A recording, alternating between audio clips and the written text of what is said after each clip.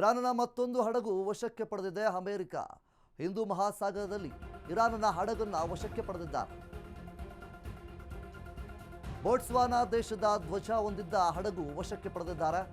ತೈಲ ಟ್ಯಾಂಕರ್ ಇದ್ದಂತಹ ಎಂಟಿ ಟಿಫಾನಿ ಹಡಗು ಅದನ್ನು ವಶಕ್ಕೆ ಪಡೆದಿದ್ದಾರೆ. ಇರಾನ್ನಿಂದ ಸಿಂಗಾಪುರ್ಗೆ ತೆರಳುತ್ತಾ ಇದ್ದಂತಹ ಹಡಗು ಇದು. ಇರಾನ್ನಿಂದ ಸಿಂಗಾಪುರ್ಗೆ ತೆರಳುತ್ತಾ ಇದ್ದಂತಹ ಹಡಗನ್ನು ಈಗ ಅಮೆರಿಕ ವಶಕ್ಕೆ ಪಡೆದಿದೆ. ಈಗಾಗಲೇ ಇರಾನ್, ಅಮೆರಿಕ, ಇಸ್ರೇಲ್ ಈ ಯುದ್ಧ ಸದ್ಯದ ಮಟ್ಟಿಗೆ ಎಲ್ಲೂ ಸಹಿತ ನಿಲ್ಲುವ ಹಂತದಲ್ಲಿ ಇಲ್ಲ. ಹಿಂದೂ ಮಹಾಸಾಗರದಲ್ಲಿ ಮುಖ್ಯವಾಗಿ ಬೋಟ್ಸ್ವಾನಾ ದೇಶದ ಧ್ವಜ ಹೊಂದಿದ್ದಂತಹ ಹಡಗನ್ನು ವಶಕ್ಕೆ ಪಡೆದಿದ್ದಾರೆ.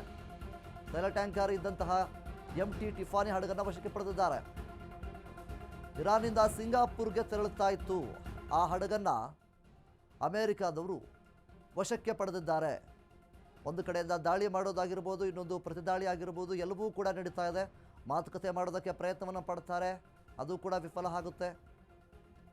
ಇರಾನ್ ಮಾತ್ರ ಯಾವುದೇ ಕಾರಣಕ್ಕೂ ಮಾತುಕತೆಗೆ ನಾವು ಬರೋದಿಲ್ಲ ಅಂತ ಹೇಳ್ತಾ ಇದೆ. ಸೊ ಇದೇ ರೀತಿ ಮುಂದುವರಿತಾ ಇದ್ದರೆ ಇನ್ನೂ ಅತಿ ಹೆಚ್ಚಿನ ರೀತಿಯಲ್ಲಿ ಸಂಘರ್ಷ ತೀವ್ರವಾಗುವಂತಹ ಎಲ್ಲ ಸಾಧ್ಯತೆಗಳು ಕೂಡ ಇದೆ. ಈಗಾಗಲೇ ಹಾರ್ಮುಜ್ ಜಲಸಂಧಿಯಿಂದ ಸಾಕಷ್ಟು ನಷ್ಟವನ್ನು ಅನುಭವಿಸಿದ್ದಾರೆ ಸಾಕಷ್ಟು ದೇಶಗಳು. ಸೊ ಇದೆಲ್ಲದರ ಮಧ್ಯೆ ಈಗ ಅಮೆರಿಕ ಇರಾನ್ನಿಂದ ಸಿಂಗಾಪುರ್ಗೆ ತೆರಳುತ್ತಾ ಇದ್ದಂತಹ ಹಡಗನ್ನು ಅಮೆರಿಕ ವಶಕ್ಕೆ ಪಡೆದಿದೆ. ತೈಲ ಟ್ಯಾಂಕರ್ ಇದ್ದಂತಹ ಹಡಗನ್ನು ವಶಕ್ಕೆ ಪಡೆದಿದೆ.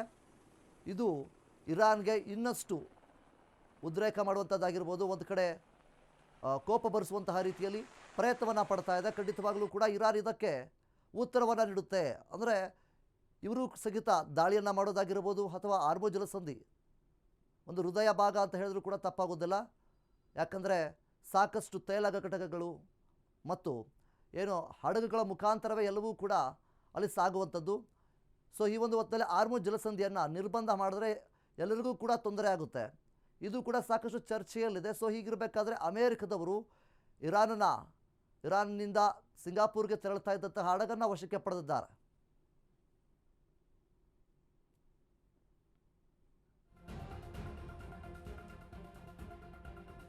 ಇರಾನ್ನ ಮತ್ತೊಂದು ಹಡಗನ್ನು ಅಮೆರಿಕ ಈಗ ವಶಕ್ಕೆ ಪಡೆದಿದೆ.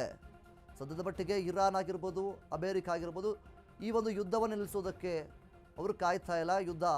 ಒಂದು ಕಡೆ ಅಮೆರಿಕ ಯುದ್ಧವನ್ನು ನಿಲ್ಲಿಸೋದಕ್ಕೆ ಕಾಯ್ತಾ ಇದ್ರು ಸಹಿತ ಇರಾನ್ ಮಾತ್ರ ಅದಕ್ಕೆ ಒಪ್ಪಿಗೆಯನ್ನು ಕೊಡ್ತಾ ಇಲ್ಲ.